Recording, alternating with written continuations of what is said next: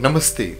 ఈరోజు మనం మాట్లాడుకోబోయేది అన్నీ కోల్పోయిన తర్వాత కూడా ఎలా జీవించాలి, అందుకు మన మనస్సు మన శక్తిని ఎలా సిద్ధం చేసుకోవాలి, దీని గురించి.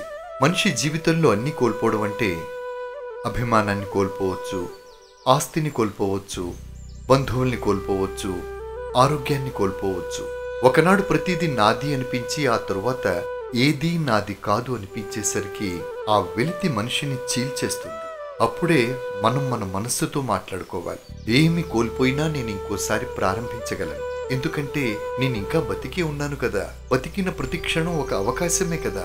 విక్టర్ ప్లాంక్ అనే ఒక శాస్త్రజ్ఞుడు నాజీ శిబిరంలో అన్నీ కోల్పోయాడు, బంధువుల్ని, ఆస్తిని, గౌరవాన్ని, స్వేచ్ఛను. కానీ చివరికి ఆయన ఏమంటాడంటే, నా నుండి అన్నీ తీసివేసి ఉండవచ్చు, కానీ నా అభిప్రాయం, నా ఆశ, నా విలువల్ని మాత్రం ఎవ్వరూ తీయలేరు అంటాడు. అదే నిజం. ఎందుకు బతకాలి అంటే నేర్చుకోవలసినవి చాలా ఉన్నాయి. ప్రేమించాల్సిన వాళ్ళున్నారు, సాయపడాల్సిన ప్రాణాలు ఉన్నాయి, నవ్వాల్సిన సందర్భాలు ఉన్నాయి. అందుకే బతకాలి.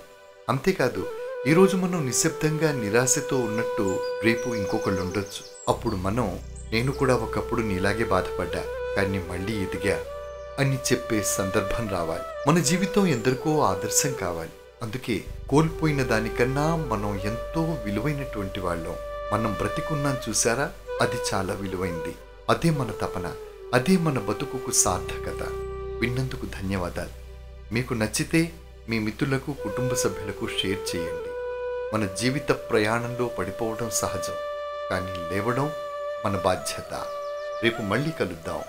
నమస్తే, మీ మగ్దు.